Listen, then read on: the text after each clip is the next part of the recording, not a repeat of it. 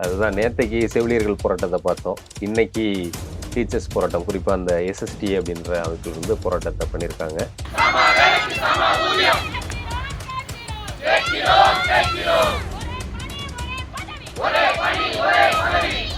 சொன்னீங்க, இப்ப ஏன் நிறைவேற்ற மாட்டீங்க அப்படின்றது அவங்களோட கேள்வியா இருக்கு. இந்த அரசுமே சரி, திமுக வந்த பிறகு அவங்களுடைய தேர்தல் அறிக்கையிலும் இந்த தொகுப்பூதிய பணியாளர்கள் எல்லாம் பணி நிரந்தரம் பண்றேன் அப்படி சொல்லியிருந்தாங்க. சீமான கூட வச்சுப்போமே, யாரோ ஒருத்தவங்க வராங்க திடீர்னு நல்லது பண்ணிட மாட்டாங்களா ஒரு எண்ணத்துல தான் அப்போ அவசரத்துல வந்து வேலைக்கு செஞ்சிருது. கரெக்ட்.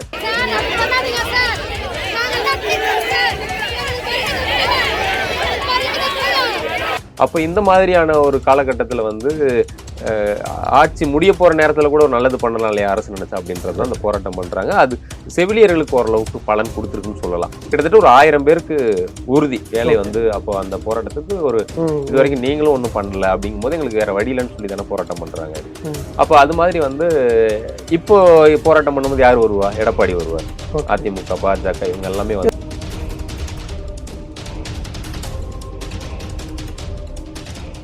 தரமே உணவாய் என்றும் அபூர்வா.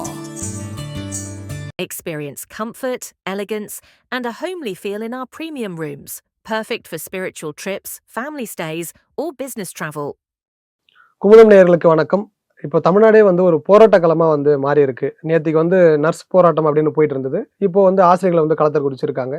இது தொடர்பாக பேசுறதுக்கு நம்ம கூட வந்து இளையராஜா இளைஞ்சிருக்காங்க. அவங்க கிட்ட நம்ம பேசுவோம். வணக்கம். வணக்கம் கண்ணதாசன். அதுதான் நேத்தைக்கு செவிலியர்கள் போராட்டத்தை பார்த்தோம். இன்னைக்கு டீச்சர்ஸ் போராட்டம், குறிப்பாக அந்த எஸ்எஸ்டி அப்படின்ற அமைப்பில் இருந்து போராட்டத்தை பண்ணியிருக்காங்க. இதில் என்னன்னா, இந்த போராட்டம் அப்படிங்கிறது எப்போவுமே இந்த எலெக்ஷன் நெருங்குற டைமில் எப்போவுமே வந்து தீவிரமாக போராட்டங்கள்லாம் இருக்கிறதுன்றது இயல்பு தான். ஆனால் இதில் கூடுதலாக என்னென்னா, இது வழக்கமான ஒரு போராட்டமாக தெரியல அப்படிங்கிறது தான் அரசு தரப்பில் சந்தேகப்படுறாங்க. ஏன்னா நீங்கள் அந்த நர்ஸ் போராட்டத்தையெல்லாம் பார்த்தீங்களா? பார்த்துருந்தீங்க. இதில் போராட்டமும் வித்தியாசமா இருந்துச்சு, இவங்களுடைய ட்ரீட்மெண்ட்டும் வித்தியாசமா இருந்துச்சு. வழக்கமா போராட்டம் என்ன பண்ணுவாங்க, ஈவினிங் அரெஸ்ட் பண்ணி இல்லைன்னா ஒரு இடத்துல அரெஸ்ட் பண்ணி ஒரு மண்டபத்துல வச்சுட்டு ஈவினிங் மேல ஒரு 6 மணிக்கு மேல ரிலீஸ் பண்ணி ஆமா போங்கப்பா அப்படின்னு இந்த தடவை அப்படி பண்ணல. நோட் பண்ணீங்களா? அதை கவனிச்சேன். ஆமா, பஸ் வச்சு ஊர் ஊரா சுத்தி இருக்காங்க. பஸ்ல ஏத்திடுறது, பஸ்லயே வச்சுட்டு சுத்துறது. இதனால வந்து மண்டப வாடகை எல்லாம் மிச்சமாகும்ல. ஓகே, அதனால அப்ப டீசல் செலவாகாது. அதை கம்பேர் பண்ணும்போது குறைவா இருந்திருக்கும் போல. அப்படி வச்சு சுத்துறது. அதுல சரியான சாப்பாடும் யாருக்கும் கொடுக்கல அப்படின்ற விமர்சனத்தையும் பார்த்தேன். ஏன்னா வழக்கமா அந்த மாதிரி போராட்டம் பண்ணி போகும்போது மண்டபத்துல வச்சுட்டு சாப்பாடு அரேஞ்ச் பண்ணிடுவாங்க. கரெக்ட். இந்த தடவை அதுவும் இல்லை. அதுவுமே வந்து இவங்களுக்கு கோபத்தை ஏற்படுத்திருச்சுது.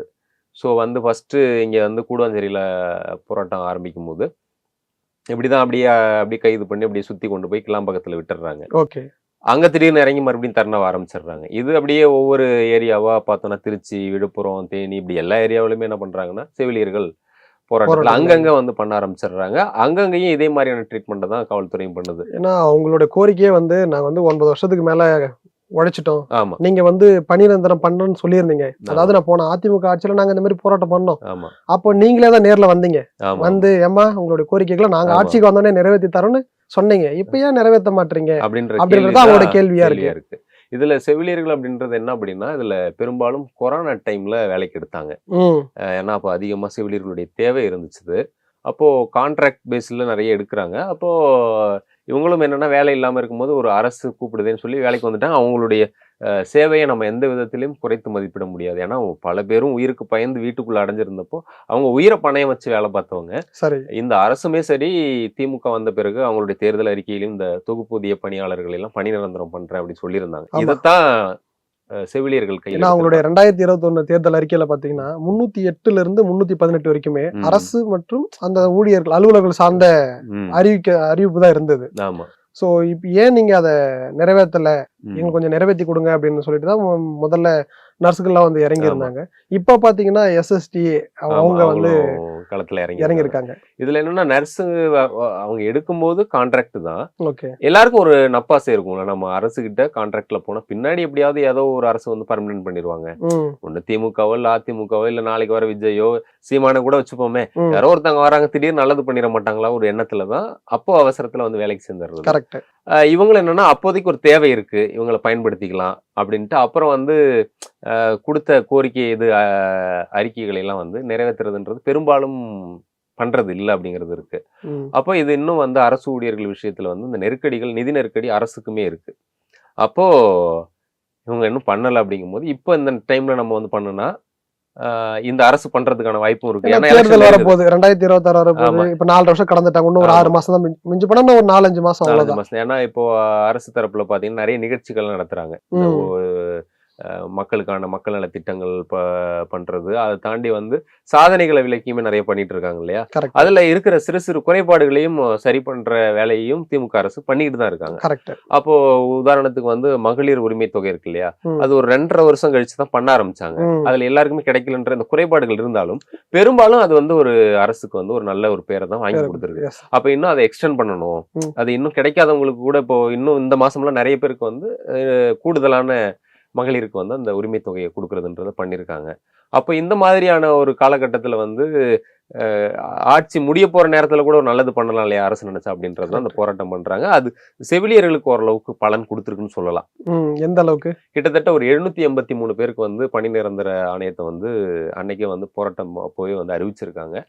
இன்னைக்கு கிட்டத்தட்ட ஒரு 163 பேருக்கு வந்து மாசு அவர்களே இதை வந்து வழங்கியிருக்காரு அப்படின்ற தகவலும் வருது. கிட்டத்தட்ட ஒரு 1000 பேருக்கு உறுதி வேலை வந்து அப்போ அந்த போராட்டத்துக்கு ஒரு எதிரொலியா நல்ல விஷயம் நடந்திருக்கு அப்படின்றத பாக்குறோம். அப்ப செவிலியர்களுக்கு இந்த மாதிரி நடக்கும்போது ஆசிரியர்கள் என்ன பண்ணுவாங்க? அப்ப எங்களுக்கு பண்ணி கொடுங்கப்பா. நியாயமான கோரிக்கை தான், நம்ம தப்பெல்லாம் சொல்ல முடியாது. அரசுக்கும் நிறைய சுமைகள் இருக்கு. அதை தாண்டி கோரிக்கைகளை கன்சிடர் பண்ற இடத்துல அரசும் இருக்கிறதுனால இப்போ இன்னைக்கு வந்து டிபிஐல எஸ்எஸ்டிஏ, அதாவது அந்த இடைநிலை பதிவு மூப்பு ஆசிரியர் சங்கம், அவங்க வந்து இந்த போராட்டத்துல குதிச்சிருக்காங்க. இதுலயுமே வந்து அதே மாதிரிதான். இப்போ இந்த இடத்துல அரசுக்கு ஒரு சந்தேகம் வருது இல்ல, ஒரு மேலிடத்துக்கு ஒரு சந்தேகம் வருது. அது எதனால, ஏன் வருது? எதனால சந்தேகம்னா, இது வழக்கமா நடக்கிற போராட்டம் மாதிரி தான் இருக்கு. ஆனா அந்த டோன் இருக்குல்ல, அது கொஞ்சம் டிஃப்ரெண்டா இருக்கு. இப்போ வழக்கமா என்ன பண்ணுவாங்க அப்படின்னா, வருவாங்க, போராட்டம் பண்ணுவாங்க, கொஞ்சம் கோவப்பட்டு பேசுறது இருக்கும். ஆனா இதுல இந்த நர்ஸ் போராட்டத்துல பாத்தீங்கன்னா ஒரு லேடி என்ன பண்றாங்கன்னா, வீடியோ எடுக்கிறது தெரியுது, தெரிஞ்சேதான் பேசுறாங்க. முதல்வர் அவர்களை ரொம்பவே ஒருமையில பேசுறாங்க, பேர் சொல்லி ஒருமையில பேசிடுறாங்க. அப்போ கைதுக்கு பின்னாடி வந்து அவங்க வெளியில வந்து ஒரு வீடியோ வெளியிடுறாங்க. அதுல மன்னிப்பு கேட்டு, இப்பவும் இணையதளங்கள்ல அந்த வீடியோவை பார்க்கலாம். நான் வந்து மன்னிச்சிருங்க, நான் முதல்வர் அவர்களை அப்படி பேசியிருக்க கூடாது, அது நானா பேசல, என்ன ஒரு சிலர் வந்து அப்படி பேச வச்சுட்டாங்கன்னு சொல்லி அவங்க வந்து ஒரு விளக்க வீடியோல அந்த மன்னிப்பு கேட்டு வீடியோ விடுறாங்க. அப்ப என்னன்னா, இந்த மாதிரியான போராட்டத்துல வந்து எதிர்கட்சிகள் அதை அரசியல் பண்றதுக்கு தானே அவங்க பார்ப்பாங்க. இப்போ இன்னைக்கு ஆசிரியர்கள் என்ன சொல்லியிருக்காங்க டிபிஐல, நாங்க இது மாதிரி 4.5 வருஷம் முன்னாடி வந்து போராட்டம் பண்ணிட்டு இருக்கும்போது நீங்க வந்து பாத்தீங்க, நாங்க ஆட்சி அமைந்த உடனே உங்களுடைய கோரிக்கைகளை நிறைவேற்றணும்னு சொல்லியிருந்தீங்க, ஆனா 4.5 வருஷம் ஆயிடுச்சு, இது வரைக்கும் நீங்களும் ஒன்றும் பண்ணல, அப்படிங்கும் போது எங்களுக்கு வேற வழியிலன்னு சொல்லி தானே போராட்டம் பண்றாங்க. அப்ப அது மாதிரி வந்து இப்போ போராட்டம் பண்ணும்போது யார் வருவா? எடப்பாடி வருவார், அதிமுக, பாஜக, இவங்க எல்லாமே வந்து எதிர்கட்சிகள்ல சில கட்சி நாங்க ஆட்சி அமைக்கும் போது சரி பண்ணணும், இது இப்படிதானே வருவாங்க. சோ அந்த பின்னாடி இருந்து எதிர்கட்சிகள் தூண்டி விடுதோ அப்படின்ற ஒரு சந்தேகம் வந்து விசாரணையும் சம்பந்தப்பட்ட அதிகாரிகள்ட்ட விசாரணை பண்ண சொல்லியிருந்தாங்க. அதுல வந்து எதிர்பார்த்த மாதிரி தூண்டுதல் இருக்கு அப்படின்றது அரசுக்கும் தெரிய வந்திருக்கு.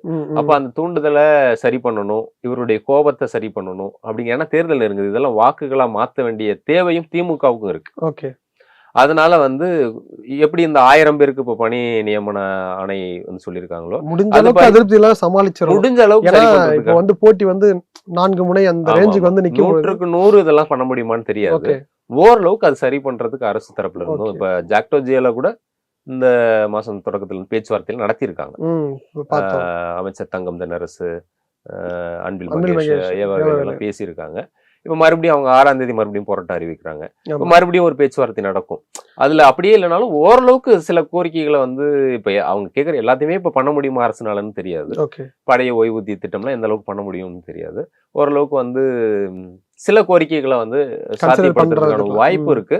அதை திமுகவும் கவனத்துல எடுத்து பண்ணிட்டு இருக்காங்க அப்படிங்கறத நம்ம வந்து பாக்குறோம். இன்னைக்கு இன்னொரு விஷயம் கவனிச்சிங்களா, எப்பயுமே போலீஸ் வந்து ஒரு பாதுகாப்புக்காண்டி போடுவாங்க.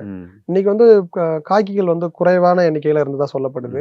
அப்போ மீதி போலீஸ்லாம் அப்ப இல்லையா, குறைவா தான் போட்டிருக்காங்களா அப்படின்னாக்கா நிறைய பேர் மஃப்டில இருந்ததா சொல்றாங்க. ஆமா, கேள்விப்பட்டேன். அதுக்கு என்ன பின்னணி கண்ணதாசன், ஏன் மஃப்டில போடுறாங்க? இதுல வந்து 2 லாஜிக் இருக்குதா சொல்றாங்க. என்னன்னா, இதன் மூலியமா ப்ரொடெக்ஷன் போட்ட மாதிரி ஆச்சு. 2வது, மஃப்டில இருக்கும்போது ஆசிரியர்களோட ஆசிரியரா அவங்க கலந்துருப்பாங்க, என்ன பேசுறாங்க, அடுத்து என் நகர்வு என்னவா இருக்கும் தெரிஞ்சுக்கலாம். அதுக்கேத்த மாதிரி அரசும் வந்து இதை நாசுக்காக அணுக முடியும். இதுல வந்து எந்த பிரச்சனையும் வராம பாத்துக்கணுன்றதுல திமுக அரசு தெளிவா இருக்கிறாங்க. ஏன்னா இதுல ஏதோ சின்ன சலசலப்பு ஏற்படுத்திட்டாலும் தேர்தல் நேரத்துல எதிர்கட்சிகளுக்கு நம்மளே வாய்ப்பு ஏற்படுத்தி கொடுத்த மாதிரி. சோ அது நடந்துடக்கூடாது, நம்ம கவனமா அணுகி இதை நம்ம வந்து அதாவது எப்பயுமே ஆசிரியர்கள், அரசு ஊழியர்கள் இந்த மாதிரி வட்டாரங்கள்லாம் பாத்தீங்கன்னா மோஸ்ட்லி திமுகவுக்கான ஓட் பேங்கிங் அப்படின்னு தான் சொல்லப்படும். அதை என்னைக்கு எந்த நிலையிலையும் சிதற விட்டுறக்கூடாதுன்றதுல திமுக அரசு வந்து தெளிவா இருக்கிறாங்க. சோ அதனால இதை எவ்வளவு கேர்ஃபுல்லா ஹேண்டில் பண்ண முடியும் அப்படின்ற இடத்துல இப்ப திமுக இருக்கிறதுனால சோ இந்த மாதிரி ஒரு மூவ் வந்து அவங்க எடுத்திருக்கிறதா சொல்லப்படுது. ஓரளவுக்கு அந்த அணுகுமுறை நல்லா இருக்குன்னு தான் நினைக்கிறேன். நான் பார்த்த வரைக்கும் இன்னைக்கு போராட்டத்துல கூட சிலர் ஒரு பெண்மணி எல்லாம் மயங்கி விழுந்துட்டாங்க, உடனே போலீஸ் வந்து ஹெல்ப் பண்றாங்க. அவங்க ஒரு பெண் போலீஸ் தனியாவே அவங்கள தூக்கிட்டு போயிட்டு ஒரு வாரம் வச்சு அந்த மாதிரி காவல்துறை உங்கள் நண்பன் அப்படின்ற மூட்லயே இருக்கிறதையும் பார்க்க முடியுது. சோ இந்த அணுகுமுறை இன்னும் ஒரு நல்ல முடிவுகளை நோக்கி நகருதோ அப்படிங்கிறது தான் இருக்கு, பார்க்கலாம். ஏன்னா இப்போ நீங்க அதே போல நர்ஸுக்கு அதுக்கப்புறம் இப்போ இடைமூப்பு அந்த ஆசிரியர்கள் SSTA அவங்க பண்ணாங்க. அதுக்கப்புறம் ஜாக்டிவ் ஜியோவும் ஆரம்பத்துல ஆரம்பமே அவங்க தான் போன 8ஆம் தேதி அன்னைக்கு பண்றாங்க. அப்புறம் அவங்க போராடலாம் அப்படின்னு வரும்போது 22ஆம் தேதி கூப்பிட்டு பேச்சுவார்த்தை, நீங்க சொன்ன மாதிரி தங்கம் தென்னர், சியவாவேலு, அன்பில் மகேஷ் இவங்க எல்லாம் கூப்பிட்டு பேசுறாங்க. ஆனா உடன்பாடு எட்டல. நான் ஆல்ரெடி 4 பேச்சுவார்த்தை நடத்திட்டோம். இதுவும் ஏதோ ஒரு எங்களுக்கு ஒரு இது மாதிரிதான் இருந்துச்சு, சரியில்லை, எங்களுக்கு இது வந்து ஒத்து வரல அப்படின்ற டோன்ல தான் அந்த நிர்வாகிகள் வந்து பேட்டி கொடுத்தாங்க. அதுக்கப்புறம் வர ஜனவரி 6 நாங்க வந்து ஜாக்டோ ஜியோ வந்து போராட்டம் பண்ண போறோம், தொடர் போராட்டம் பண்ண போறோம். அதுக்கு நான் டிசம்பர் 27 நாளில இருந்து ஒரு கருப்பு பேட்ச் அணிஞ்சு ஒரு அடையாள எதிர்ப்பு தெரிவிக்க போறோம் அப்படின்ற மாதிரி அவங்க இருக்காங்க. இன்னைக்கு கூட அந்த SSTA-க்கு இப்போ தலைமை செயலகத்துல அழைச்சி வாங்க பேச்சுவார்த்தை நடத்தலாம்னு கூப்பிட்டு இருக்கதா தகவல்.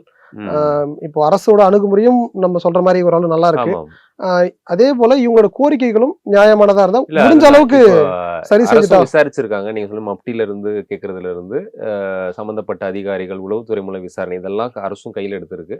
இது எந்த அளவுக்கு வந்து இந்த போராட்டம் எல்லாம் வந்து உண்மையிலேயே ஆதங்க குரலா எதிர்கட்சியினுடைய சதியா அப்படின்னு பார்க்கும்போது ஆதங்க குரல்ல அது எதிர்கட்சிகள் இவங்க சரியா கையாளனா எதிர்கட்சிகளுடைய சதிக்கு தான் போகும்.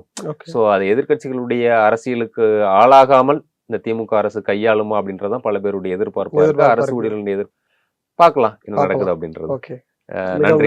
நன்றி. தரமே உணவாய் என்றும் Apoorva. Experience comfort, elegance, and a homely feel in our premium rooms. Perfect for spiritual trips, family stays, or business travel.